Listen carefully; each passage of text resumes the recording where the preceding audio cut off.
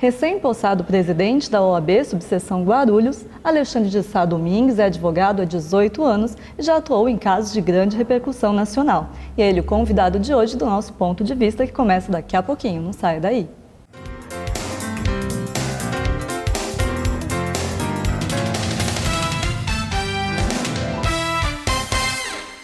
Queria parabenizar a TV Câmara, parabenizar aqui o presidente e todos os vereadores pelo trabalho que vem sendo feito e espero que vocês possam continuar contribuindo cada vez mais para levar informação à nossa população e permitir que o cidadão possa participar, dando opiniões, sugestões e ajudando a construir a cidade. E parabéns pela qualidade, porque eu estava dizendo agora há pouco, vez ou outra, estou por aí no trânsito, às vezes até fora de Guarulhos, e aí ligo o celular pela internet, sintonizo, acompanho. Então, a gente fica feliz quando vê essas coisas, porque significa que esse esforço que vocês estão fazendo aqui, tem muita gente que vocês nem estão sabendo, mas que estão do outro lado, acompanhando para e passo tudo que acontece no Legislativo e tudo que acontece na cidade. Parabéns, sucesso e já nasceu bem.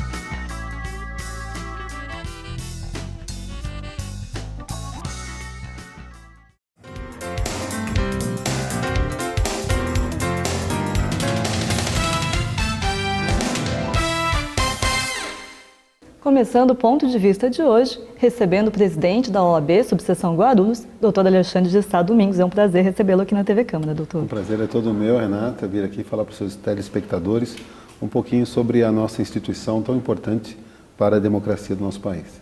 Doutor, o senhor assumiu a presidência da OAB nesse mês de fevereiro. E na campanha o senhor fez parte da oposição, de uma chapa de oposição. Conta pra gente como é que surgiu essa iniciativa, essa decisão de concorrer à presidência da OAB e como é que está sendo suas primeiras impressões agora nesse iniciozinho de mandato. Olha, a questão da oposição foi uma circunstância do processo eleitoral. Nós não éramos um candidato apoiado pelo então presidente, né? Mas não somos oposição, porque na realidade todos nós dentro da OAB queremos dias melhores para a advocacia e para a sociedade. Não é uma oposição combativa. Exatamente. Então nós fizemos, obviamente, um projeto paralelo àquele que vinha sendo tocado e ele foi escolhido aí com ampla maioria pelos colegas advogados, o que muito nos honrou, mas nos enche de responsabilidade, pois há uma expectativa muito grande de ver a OAB mais atuante, mais envolvida nas questões da sociedade, nas questões da advocacia, do mercado de trabalho do advogado. E como é que tem sido esse início de mandato? Olha, o início cedo para dizer? Não, é cedo para dizer, mas já temos muito trabalho, né? Efetivamente, tomamos posse dia 1º de janeiro. Tivemos agora, há poucos dias, a posse formal, solene, mas temos trabalhado para buscar novas formas de gerir administrativamente a OAB e de colocar em execução os projetos que já desenvolvíamos no transcorrer da campanha. Fizemos uma reestruturação de todas as comissões de trabalho. É importante ressaltar que os advogados que atuam na OAB o fazem voluntariamente. É um trabalho de advogados abnegados que se dispõem a colaborar com o aperfeiçoamento da instituição. Então isso me deixa muito alegre de ver que nós temos um grande volume de advogados empenhados para tornar aquele projeto realidade. Essas comissões que o senhor fala são comissões temáticas? Comissões temáticas. Nós temos, na realidade, uma divisão por diretorias, são 5 diretorias. A primeira trata de carreira e mercado de trabalho, voltada mais aos interesses da classe, fortalecimento do mercado de trabalho do advogado, de Guarulhos especialmente. Uma das plataformas da minha gestão será a valorização do advogado de Guarulhos, dar a ele visibilidade perante a sociedade, perante o empresariado de Guarulhos e região. Temos uma comissão de apoio e integração social. Essa diretoria é uma diretoria muito importante, porque ela integra o trabalho da OAB com a comunidade. Temos ali a Comissão de Direitos Humanos, que desponta como uma das mais importantes da nossa instituição, que ela vai ajudar a sociedade a desenvolver-se em todos aqueles âmbitos em que a gente ainda precisa buscar, como a questão da violência contra a mulher, do desrespeito ao direito aos idosos, da criança e do adolescente, do sistema carcerário e tantos outros âmbitos que os direitos humanos ainda estamos num construir. Não é? Temos ainda mais outras comissões, a Comissão de Prerrogativa e Ética Profissional, de Relações Institucionais, essa eu reputo também de grande importância, pois ela vai ter um trato direto com o Poder Judiciário, com o Poder Executivo e com o Poder Legislativo, ajudando a fiscalizar e de forma ativa a trazer soluções para os problemas da cidadania. Durante a campanha, até participando aqui na TV Câmara, houve debate com todos os candidatos, acho que alguns não vieram ao debate promovido pela TV Câmara, mas o senhor participou. Sim. E um dos pontos tocados na campanha foi essa necessidade de uma maior participação da entidade em questões da própria sociedade, mesmo também uma independência. Queria que o senhor falasse um pouquinho sobre isso, de qual que deve ser o papel da OAB na comunidade, porque apesar de ser uma entidade de classe, ela também tem algumas prerrogativas aí de defesa, de justiça social, como o senhor falava. Perfeitamente, Renata. O Estatuto da Advocacia é uma lei federal. Então, a OAB não foi criada só para gerir a carreira dos advogados, os interesses dos advogados. Não se trata de um sindicato, de uma categoria. Na realidade, nós temos uma finalidade social muito grande.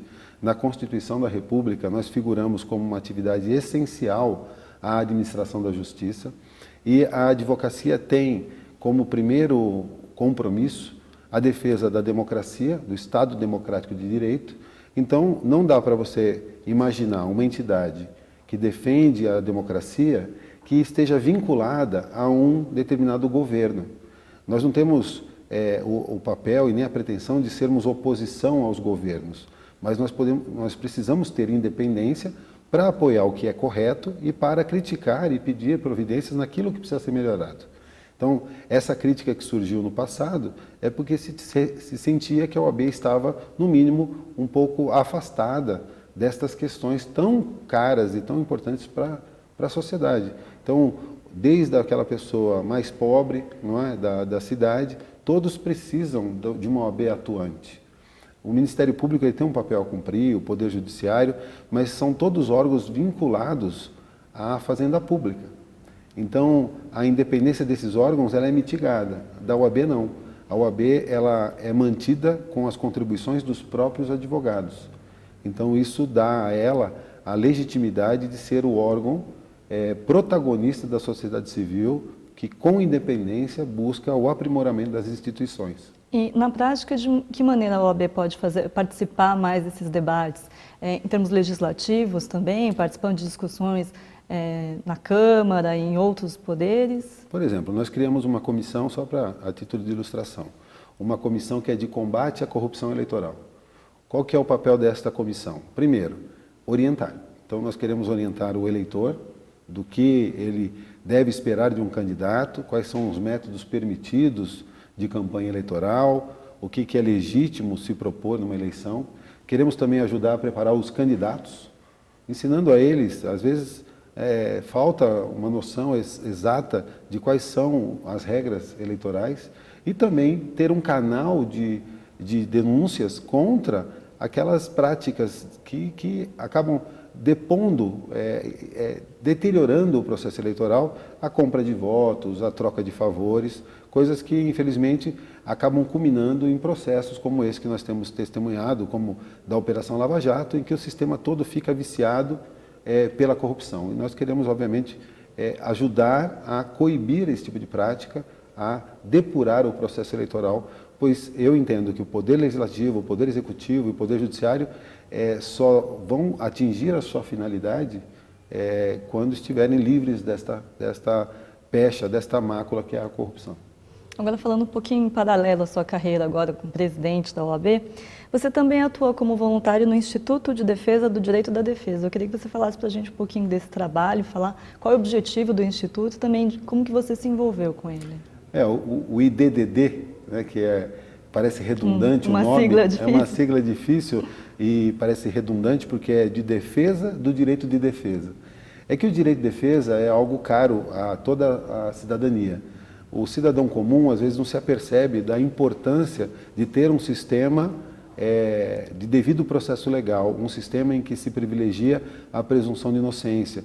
As pessoas, elas normalmente imaginam que isso é um direito do criminoso. E, na realidade, só quando o cidadão é injustamente acusado é que vai perceber quanto é caro o direito de defesa. E a gente vive um momento em que o direito de defesa tem sido atacado. Nós tivemos, infelizmente, recentemente uma decisão do Supremo Tribunal Federal que a opinião pública é levada a crer que foi uma decisão favorável. porque ali se flexibilizou uma garantia constitucional da presunção de inocência. E a flexibilização de garantias não é bom para o cidadão, pois eu costumo dizer aqui um jargão popular, em porteira que passa boi, passa boiada.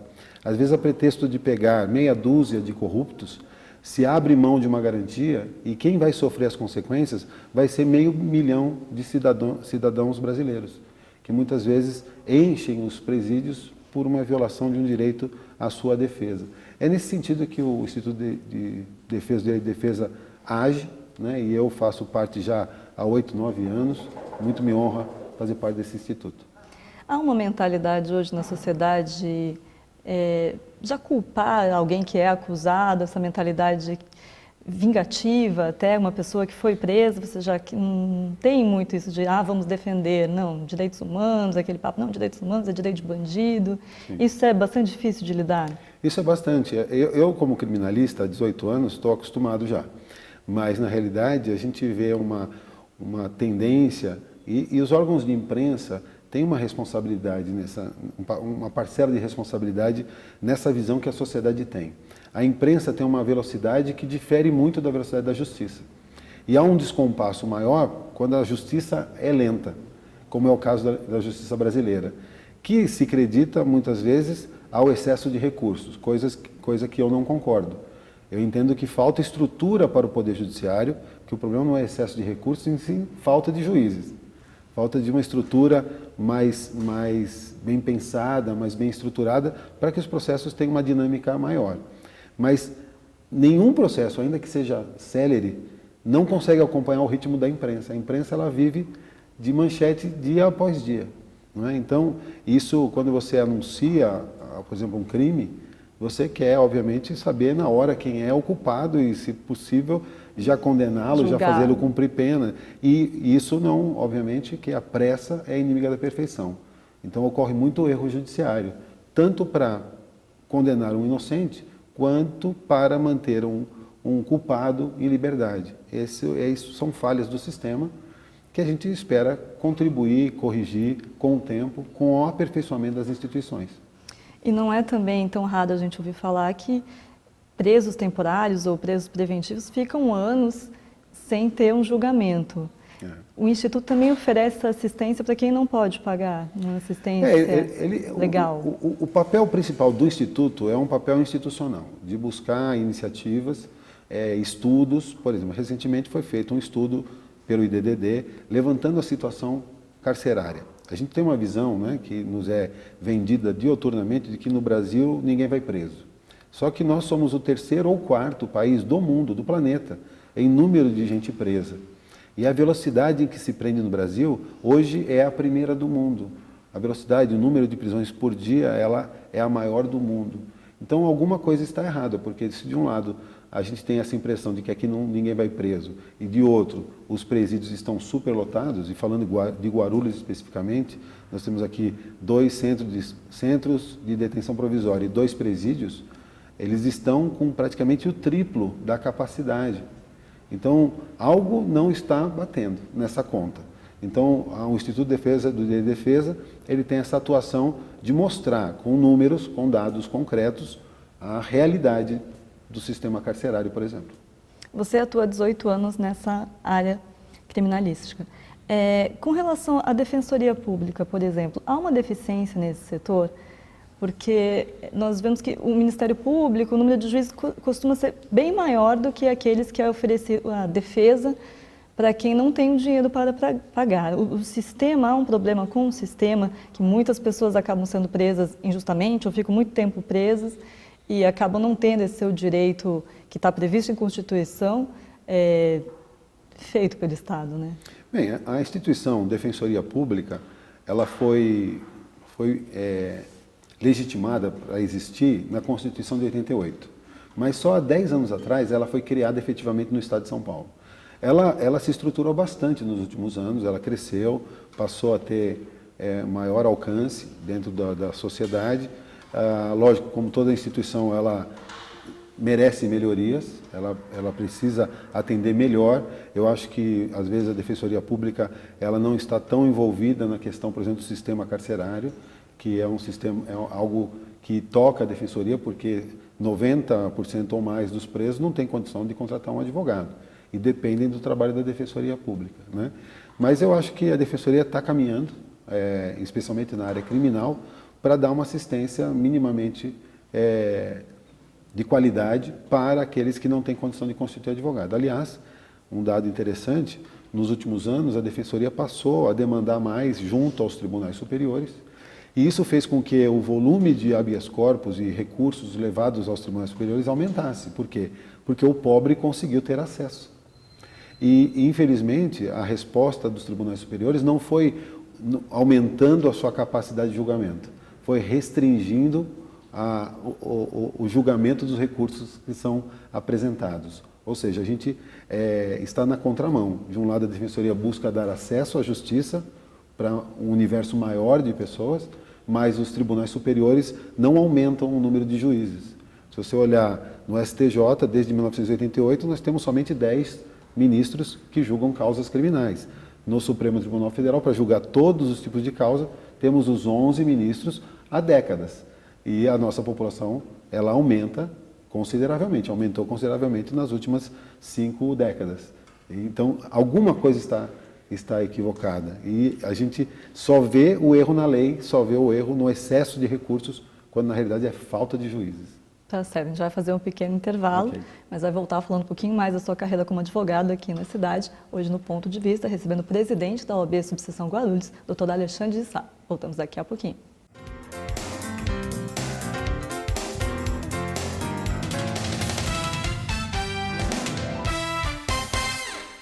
A Câmara Municipal de Guarulhos acredita num mundo melhor e mais igual.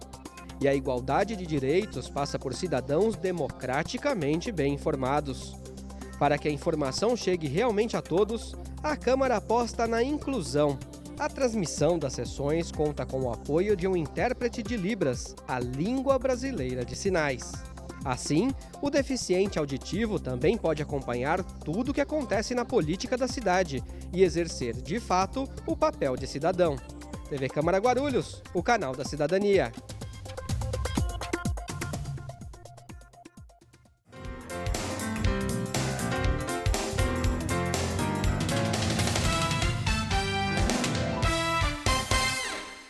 Voltamos com um ponto de vista, hoje recebendo o presidente da OAB Subseção Guarulhos, Dr. Alexandre de Sá Domingues. Doutor Alexandre, a gente falava que a sua carreira já tem 18 anos atuando como advogado criminalista e você já participou de alguns processos que receberam bastante atenção midiática, especialmente o da Mércia Nakashima, do assassinato da Mércia. Você, nesse caso, foi assistente de acusação. Conta pra gente como é que foi que o senhor participou desse processo, porque normalmente o senhor atua como advogado de defesa. E foi algo novo para o senhor? Como é que foi? Então, na realidade, eu já havia atuado em alguns casos como assistente de acusação, porque se você pegar proporcionalmente, é 95% ou mais como defensor. Não é muito do costume do nosso direito penal a contratação de um advogado como assistente de acusação. Isso tem 2 aspectos. Basicamente é porque o Ministério Público cumpre bem esse papel de acusação, e também o fato de que você tem um custo. Isso, obviamente, vai gerar um custo para a família da vítima. A contratação é pela família. A família da vítima é quem contrata. Então, mas é previsto no Código de Processo Penal essa possibilidade do advogado atuar em parceria com o promotor do caso, ajudando, dando subsídio e dividindo até a atuação da acusação. No caso da Mércia Nakashima, eu fui contratado logo depois em que o corpo dela foi encontrado, e fui contratado pela família para representá-la junto ao processo. Eu participei toda a instrução do processo, ou seja, a coleta da prova, na inquirição das testemunhas, na realização das perícias, até o ápice, né, que foi o julgamento propriamente dito, onde, perante um júri popular, a gente fez a apresentação da acusação. O tempo de acusação normalmente é 1h30, para a acusação, 1h30 para a defesa, podendo depois ter 1 hora para a réplica e mais 1 hora para a tréplica. No caso da Mércia, a pedido da defesa e da acusação, pela complexidade da causa, foi deferido um aumento desse tempo. Então, ao invés de 1h30, nós falamos 2 horas. O promotor falou a primeira hora, eu falei a segunda hora, e a defesa do réu, no caso, do Misael, falou 2 horas. E esse formato, não é, de debate perante o júri é o que mais me empolga dentro do direito criminal, que é o embate de ideias, a dialética, né? Esse diálogo, esse debate é que vai, na minha ótica, defluir numa justa sentença, ou vai chegar mais perto de uma sentença justa. Quando a gente está num processo em que você faz tudo por escrito, que a maioria dos processos no Brasil são assim, são julgados por um juiz de direito, um juiz togado, que a gente chama. Isso é feito por escrito. A sensação que o advogado tem às vezes é que aquilo que ele escreveu não é ouvido pelo juiz. Nem sempre ele leu com aquela atenção, um processo enorme. Já no júri, o jurado é obrigado a ouvir. Então, é papel do advogado atuar ali de uma forma a fazer-se ser ouvido, não é? Então, no caso da acusação, do caso Mércio Nakashima, eu confesso que atuar na ciência de acusação há todo um ambiente mais favorável. E eu sinto isso também quando eu estou do lado da defesa. Quem está do lado da acusação, normalmente está do lado da opinião pública, está do lado da maioria, não é? Porque se pressupõe, todo mundo se revolta com relação ao crime. Mas a gente tem que ter, obviamente, o discernimento de entender que aquela pessoa que está sendo julgada deve ser ali formada a culpa contra ela. E às vezes a pessoa vai e é pré-julgada. Isso é muito ruim. Pela opinião pública. E esse julgamento ele foi transmitido ao vivo. Acho que foi um dos primeiros, não foi o primeiro, parece que já tinha acontecido um em Rondônia, que teve uma certa transmissão, mas que teve esse impacto midiático de transmissão ao vivo, diversas redes de televisão. Foi o primeiro. Foi transmitido pela internet, inclusive, né? Isso atrapalha, isso ajuda? No caso da acusação, é isso que o senhor falou, a opinião pública estava toda com a acusação. Pode até favorecer, mas no caso do réu, pode ser complicado também. Eu vou usar como exemplo um caso anterior, né? Nós tivemos o caso de grande repercussão da Isabela Nardoni. No caso da Isabela Nardoni, tudo aconteceu na imprensa. A gente teve toda a investigação, as perícias e os programas televisivos toda semana reproduzindo matérias e buscando conteúdos. E chegou na hora do julgamento, aquela hora, o ápice disso tudo, em que a acusação teria a oportunidade de expor a sua prova e a defesa fazer a contraprova, isso foi feito a portas fechadas. Eu vi esse caso de longe, eu tinha pessoas no meu contato profissional envolvidas no julgamento, mas eu não participei diretamente. Só que a sensação que eu tive é que assim, a cereja do bolo, o momento principal se escondeu da opinião pública. Então, no caso Mércia, realmente, essa exposição exagerada, ela, num primeiro momento, ela prejudica o acusado. Eu sempre, nos meus casos, se eu pudesse escolher, eu não levaria o caso para a imprensa. Eu já tive casos em que eu, se pude evitar, evitei que fosse para a imprensa. Mas tem casos que a gente não sabe explicar por quê, eles caem no gosto da imprensa e da opinião pública e eles se retroalimentam. A gente não sabe por que um caso dá grande repercussão e o outro não dá repercussão alguma. Não é só pela gravidade, porque crimes graves nós temos todos os dias, né? E até mais graves. Mas a visão que eu tenho é o seguinte, se o caso já foi exposto na mídia, se já houve todo um debate, ali um contraditório na mídia, chega na hora do julgamento, eu acho que é justo com o acusado e com os jurados que o caso também seja apresentado. Porque imagina você como jurado, você ir para um julgamento que há uma expectativa toda de condenação e chega lá, você jurado, você vê a prova e você fala, mas essa prova não é para condenar. Mas ele imagina, se eu absolver, quem está lá fora não sabe o que aconteceu aqui dentro. Eu vou absolver, eles vão achar que eu estou errado.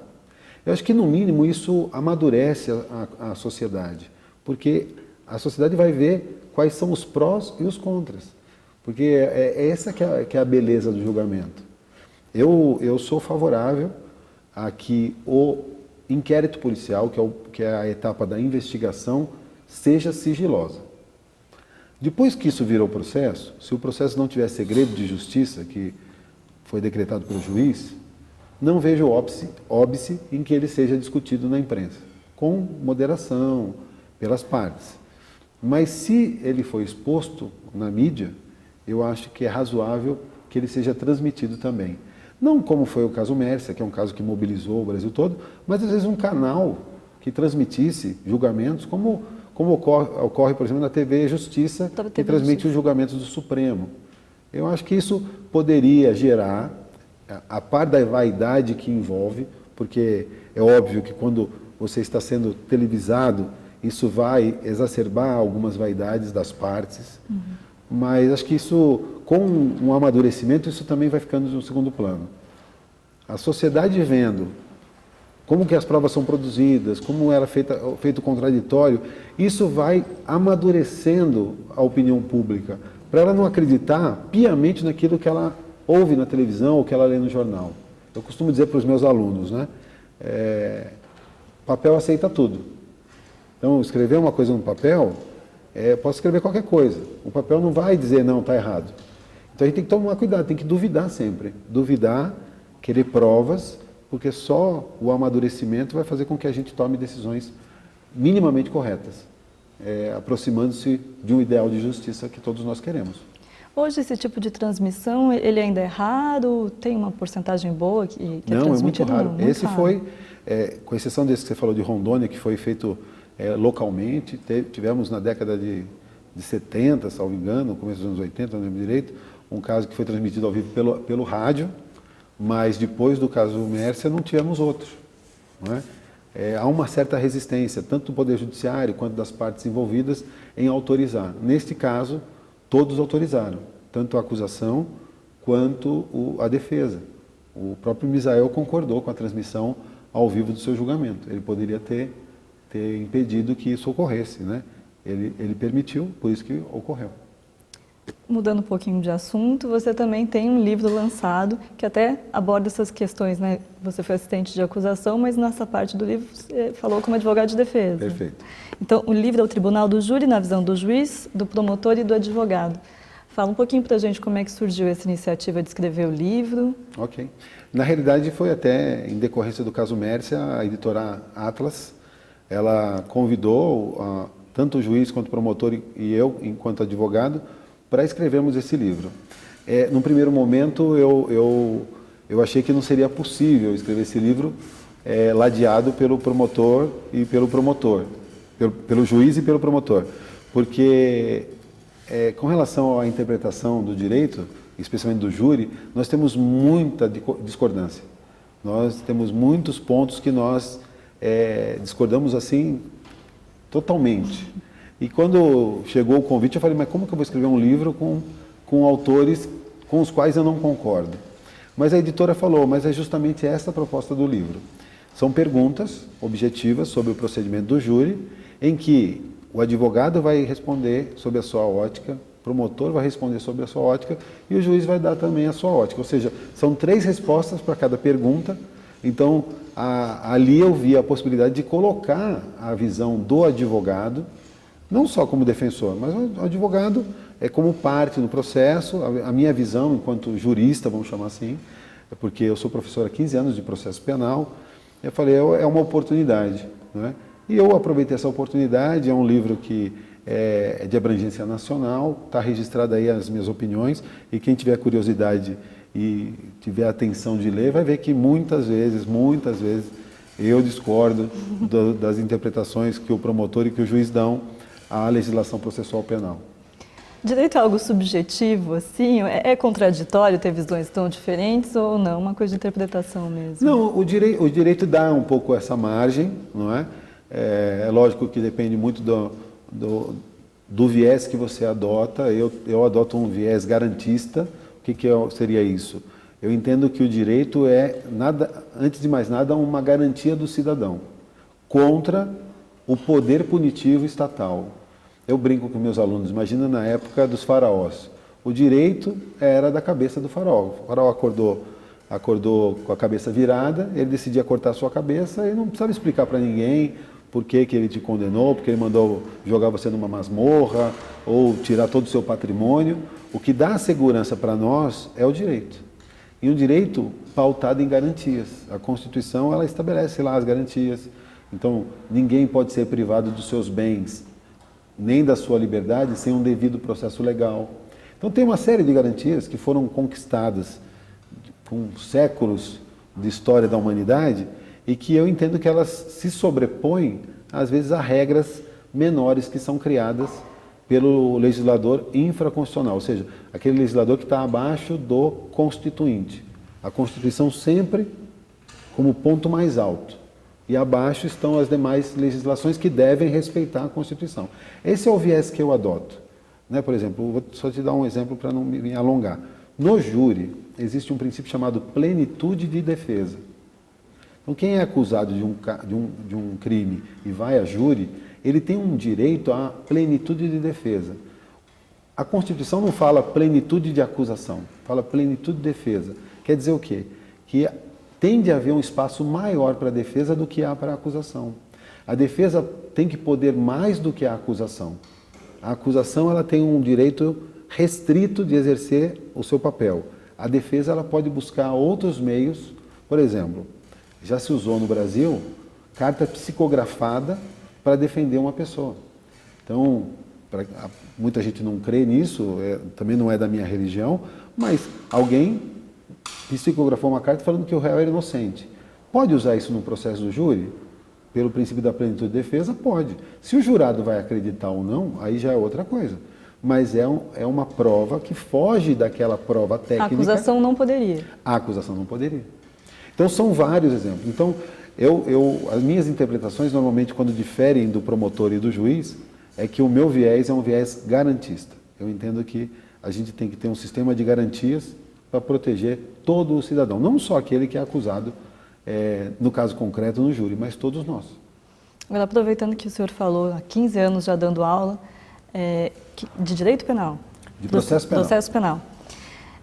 Com relação ao exame da ordem, agora como presidente da OAB Associação Guarulhos, qual que é a opinião do senhor com relação a essa exigência? Porque ainda é um tema que causa certa polêmica, eu acho que os seus alunos devem ficar com bastante medo de terminar a faculdade e ter que fazer a prova. Sim. O que o senhor pensa sobre isso? Olha, eu não só dou aula há 15 anos, como eu tive um cursinho preparatório para a OAB por 10 anos, né? Que fechou em 2009, se não me engano. Mas, na realidade, não porque eu sou professor, não porque eu sou presidente da OAB, não porque eu tive um cursinho.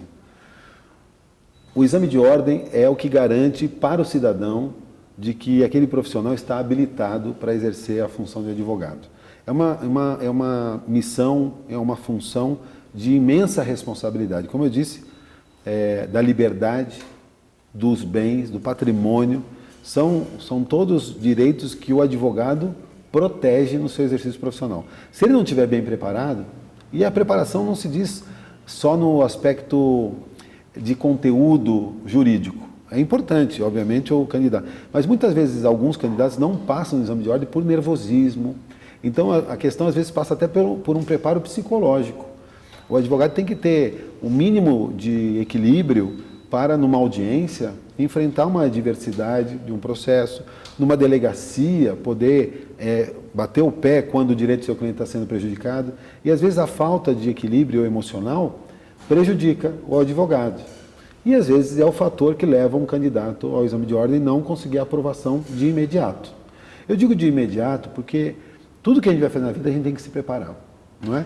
Então, eu tenho convicção de que o exame de ordem hoje, apesar, tirando uma ou outra falha que ele venha cometendo, ele é um exame que, com tranquilidade, um bom candidato que se prepara psicológica e de conhecimento, psicologicamente e através do estudo, ele tem condições de passar no exame de ordem. E isso é um selo de qualidade que o advogado recebe e que o habilita a captar causas no dia a dia. Então, eu sou absolutamente favorável ao exame de ordem. Eu também tive dificuldade para passar no exame de ordem, tive que fazer um cursinho para me preparar para o exame de ordem, mas eu não me arrependo nem um pouco. Eu acho que é um mecanismo importante de defesa da sociedade. Tá certo, queria agradecer a sua participação no Ponto de Vista. Se o senhor quiser dar um recado final ao nosso telespectador. Olha, o meu recado para o Ponto de Vista é que nós tenhamos o nosso ponto de vista. Que o mais importante para um cidadão é a consciência dos seus direitos e dos seus deveres. Muitas vezes somos levados a formar opiniões sem ao menos refletir sobre sobre aquilo que estamos externando, não é? Repetimos discursos de pessoas ou de autoridades ou da imprensa sem refletir acerca daquele conteúdo. Então, que tenhamos nosso ponto de vista com qualidade, e um programa como o que você está aqui capitaneando é algo que faz aprimorar as instituições e fazer de Guarulhos e de toda a região um lugar melhor para se viver. Muito obrigado pelo convite e estou à disposição quando precisar. Muito obrigada. Esse foi o nosso ponto de vista de hoje com o presidente da OAB Subseção Guarulhos, Dr. Alexandre de Sá Domingues. Muito obrigada pela sua audiência. A gente se vê no próximo programa.